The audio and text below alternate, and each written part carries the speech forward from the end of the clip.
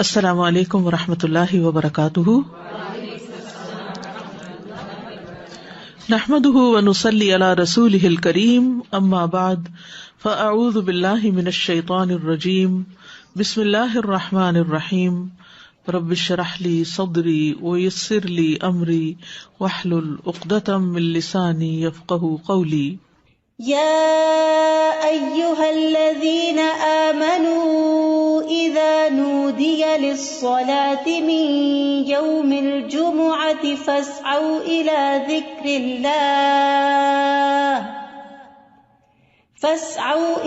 ذكر الله وذروا البيع ذلكم خير لكم إن كنتم تعلمون۔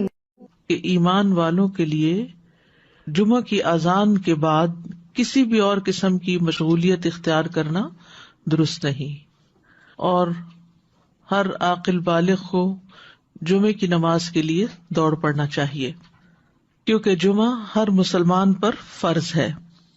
نبی صلی اللہ علیہ وسلم نے فرمایا، جمعہ ہر مسلمان پر جماعت کے ساتھ لازماً فرض ہے، حق واجب کہا، سوائے 4 طرح کے لوگوں کے: غلام، مملوک، عورت، بچہ یا مریض۔ تو ایک ہو گیا غلام مملوک، دوسرا عورت، تیسرے بچہ اور چوتھے بیمار شخص۔ اسی طرح مسافر پر بھی جمعہ نہیں ہے، اور عورتیں گھر میں 4 رکعت نماز اپنی ظہر کی پڑھیں گی۔ گھر میں جمعہ نہیں ہوتا، جمعہ جمع ہو کر ہی ہوتا ہے، مسجد میں ہوتا ہے، اور بڑی مسجد میں ہوتا ہے۔ عید کے دن جمعہ نہ پڑھنے کی رخصت ہے۔ ابو ہریرہ کہتے ہیں کہ رسول اللہ صلی اللہ علیہ وسلم نے فرمایا، تمہارے آج کے دن میں 2 عیدیں جمع ہو گئی ہیں، پس جو چاہے تو اس کے لیے یہ نماز عید جمعہ سے کافی ہوگی۔ جمعہ نہ بھی پڑھے تو ٹھیک ہے، عید کا پڑھنا لازم ہے، اور ہم تو جمعہ پڑھیں گے۔ یعنی آپ نے پسند کیا کہ جمعہ پڑھیں، لیکن جو نہ پڑھنا چاہے، ظہر پڑھنا چاہے، تو وہ بھی ٹھیک ہے۔ وہب بن کیسان سے مروی ہے، انہوں نے بیان کیا کہ ابن زبیر رضی اللہ عنہما کے دور میں جمعہ اور عید اکٹھے ہو گئے تو انہوں نے عید کے لیے نکلنے میں دیر کر دی، حتیٰ کہ دن کافی اونچا ہو گیا۔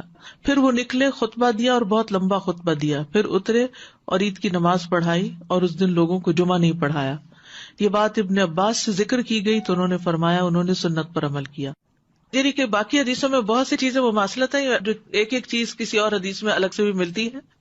جو شخص جمعہ کے دن غسل کرے، جس قدر ممکن ہو پاکیزگی حاصل کرے، اور اپنے تیل میں سے تیل لگائے یا اپنے گھر کی خوشبو میں سے خوشبو لگائے۔ پھر اسی طرح مسجد کی طرف جلدی نکلنا چاہیے، کیونکہ جب امام نکل آتا ہے تو پھر اس کے بعد فرشتے نام لکھنے بند کر دیتے ہیں۔ پھر کثرت سے درود پڑھنا۔ رسول اللہ صلی اللہ علیہ وسلم نے فرمایا، جمعے کے دن اور جمعے کی رات کو، یعنی رات سے ہی شروع ہو جائے۔ کل کسی نے سوال کیا تھا کہ جمعے کی رات کا کوئی خاص عمل کیا ہے، تو وہ درود شریف پڑھنا ہے۔ تو جمعے کی رات کو کثرت سے مجھ پر درود پڑھا کرو، پس جو آدمی مجھ پر 1 دفعہ درود بھیجے گا، اللہ اس پر 10 رحمت نازل کرے گا۔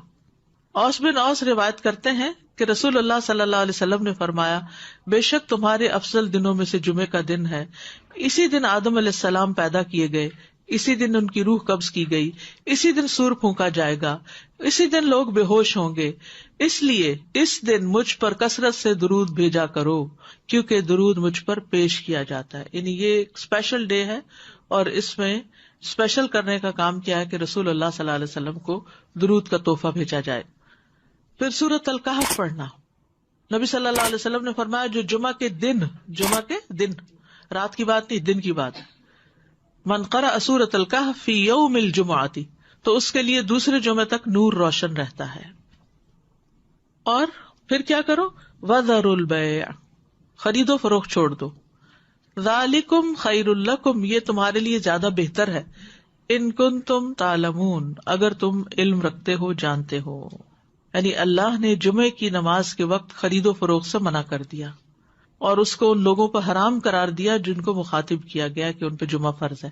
یعنی یا ایھا الذین آمنوا سے شروع ہو کے اینڈ تک ایک کرنے کا کام بتایا گیا اور دوسرا چھوڑنے کا کام، اور وہ کیا ہے؟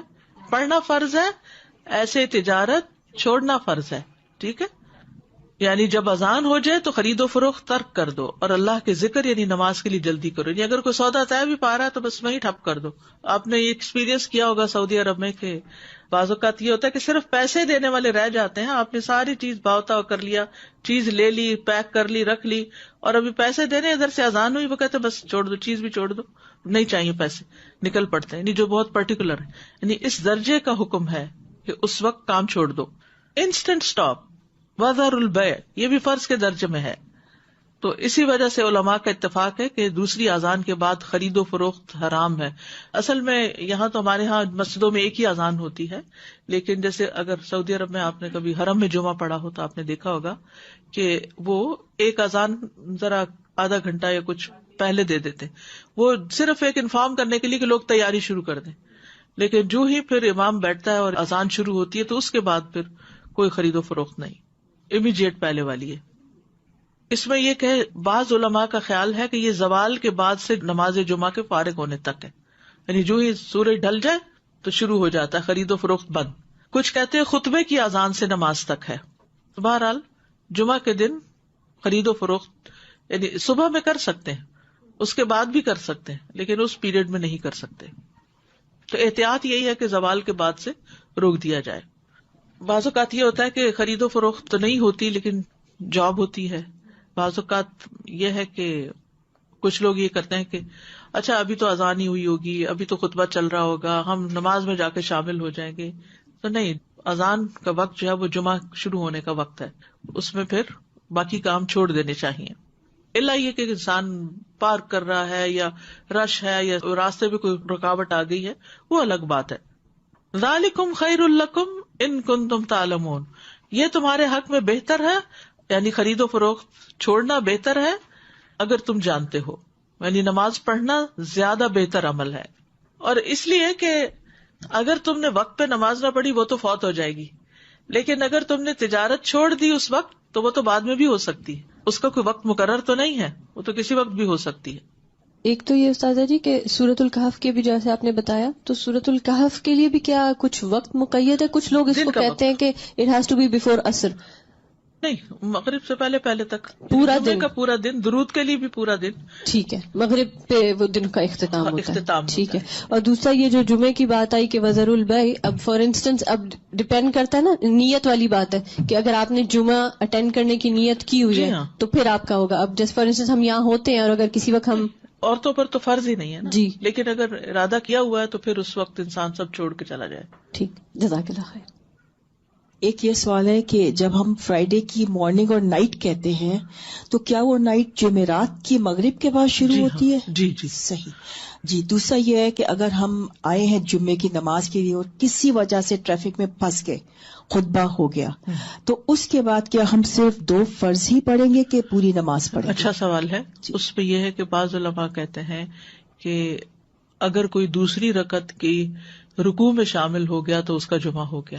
امام ابو حنیفہ کا قول یہ ہے کہ اگر اس نے سلام بھی پا لیا تو اس کا جمعہ ہو گیا, کیونکہ وہ بھی نماز کا حصہ ہے.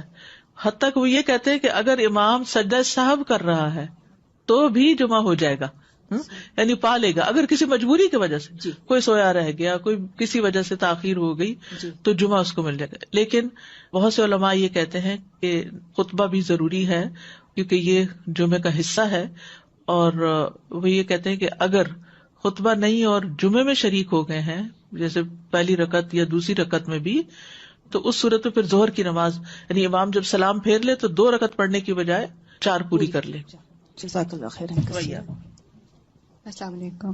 سورہ کہف کے بارے میں معلوم کرنا ہے. جیسے ہم پڑھتے ہیں, اب میرے بچے سے چھوٹے ہیں, میں ان کو عادت ڈالی ہے کافی سالوں سے, تو وہ صرف پہلی 10 آیتیں پڑھ لیتے ہیں.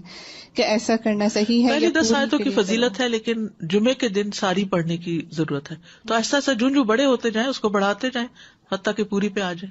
اچھا. نبی صلی اللہ علیہ وسلم نے سب سے پہلا جمعہ جو تھا وہ مسجد قباء میں قائم کیا تھا. اس کے بعد ہجرت سے پہلے جو جمعہ ہوا تھا مدینہ میں, وہ اسد بن زرارہ نے مدینہ سے 1 میل دور قائم کیا تھا. اسد بن زرارہ نے, یہ نبی صلی اللہ علیہ وسلم کی آمد سے پہلے. اسی لیے ایک صحابی تھے تو وہ جب نماز پڑھ چکتے تھے تو کہا کرتے تھے رحم اللہ ابو امامہ, اللہ ابو امامہ پہ رحم کرے. تو پوچھا کہ کون ہے وہ؟ تو کہا گیا کہ اسد بن زرارہ، کہ جنہوں نے سب سے پہلے مدینہ میں جمعہ قائم کیا تھا، یا مدینہ سے 1 میل دور. تو ذالکم خیر لکم ان کنتم تعلمون، یعنی کاروبار چھوڑ کر نماز کی طرف جلدی آنا یہ تمہارے حق میں زیادہ بہتر ہے اگر تم جانتے ہو. اہل ایمان کی صفت یہ بیان کی گئی ہے کہ جب ان کو اللہ کی طرف بلایا جاتا ہے، عبادت کی طرف بلایا جاتا ہے، تو پھر کوئی چیز انہیں مشغول نہیں کرتی اپنے اندر. سورۃ النور میں آتا ہے رجال لا تلہیہم تجارۃ ولا بیع عن ذکر اللہ واقام الصلاۃ وایتاء الزکاۃ یخافون یوما تتقلب فیہ القلوب والابصار. وہ مرد جنہیں اللہ کے ذکر سے اور نماز قائم کرنے اور زکوٰۃ دینے سے نہ کوئی تجارت غافل کرتی ہے نہ کوئی خرید و فروخت. تجارت اور بیع 2 الگ الگ لفظ استعمال ہوئے ہیں. وہ اس دن سے ڈرتے ہیں جس میں دل اور آنکھیں الٹ جائیں گی. تو جیسے ہی نماز کا وقت آئے فوراً سب کام چھوڑ کر جمعے کے لیے حاضر ہو جانا چاہیے. نہ صرف یہ کہ جمعے کے لیے، باقی نمازوں کے لیے بھی نبی صلی اللہ علیہ وسلم کا طریقہ یہی تھا. اسود سے مروی ہے، وہ کہتے ہیں میں نے عائشہ رضی اللہ عنہا سے پوچھا کہ نبی صلی اللہ علیہ وسلم اپنے گھر میں کیا کرتے تھے. انہوں نے کہا آپ اپنے گھر کے کام کاج یعنی گھر والوں کی خدمت میں ہوتے تھے. جب نماز کا وقت ہوتا تو سب کچھ چھوڑ کر مسجد چلے جاتے تھے، کام چھوڑ دیتے تھے. تو بات یہ ہے کہ انسان بیک وقت 2 تقاضوں کے بیچ میں ہوتا ہے، 2 چیزوں کے بیچ میں. ایک طرف اس کی دنیا ہوتی ہے، ایک طرف اس کا دین ہوتا ہے. بہت سے لوگ یا صرف دنیا کے ہو جاتے ہیں یا صرف دین کے ہو جاتے ہیں، جبکہ ان دونوں میں بیلنس قائم کرنا ضروری ہوتا ہے. اور یہ پرفیکٹ بیلنس سورۃ الجمعہ میں نظر آتا ہے کہ یہاں پر نماز کے لیے بلایا گیا، حاضر ہو جاؤ. اور پھر اگلی آیت میں فرمایا فَإِذَا قُضِيَتِ الصَّلَاةُ فَانتَشِرُوا فِي الْأَرْضِ. نماز پڑھ لی، عبادت ہو گئی، اجتماعیت ہو گئی، اب زمین میں پھیل جاؤ اور اللہ کا فضل تلاش کرو اور اللہ کا ذکر کثرت سے کرتے رہو تاکہ تم فلاح پاؤ. تو اس سے کیا پتہ چلتا ہے کہ دونوں چیزیں ضروری ہیں، دونوں ہی عبادت کی مختلف قسمیں ہیں. اس کے لیے تقسیم اوقات کی ضرورت ہے، ٹائم مینجمنٹ کی ضرورت ہے. کچھ وقت عبادت کے لیے اور کچھ وقت کام کاج کے لیے. جب اللہ سبحانہ تعالیٰ اس سے عبادت کا تقاضا کرے تو وہ عبادت کے لیے دوڑ پڑے، اور جب اس کی ضروریات اس کو دنیا کی طرف بلائیں تو اپنے کام کاج اور معاش کی طرف دوڑ پڑے. اسی طرح جب دین کی خدمت کے لیے بلایا جائے، دین کے پڑھنے پڑھانے کا وقت ہو تو انسان اس کی طرف دوڑ پڑے. اور جب بچے اور شوہر اور گھر والے ہمارے محتاج ہوں کھانے پینے کی اور ضروریات پوری کرنے کے، تو ان ضروریات کو بھی عبادت سمجھ کر پورا کیا جائے. تو اس طرح ایک حسین امتزاج قائم ہو جاتا ہے دین اور دنیا کے درمیان. یعنی نہ تو ہمارے سے یہ تقاضا کیا گیا کہ ہم دنیا چھوڑ دیں اور راہب بن جائیں، اور نہ ہی ہم سے یہ کہا گیا ہے کہ ہم سارے کا سارا وقت صرف عبادت میں ہی گزارے.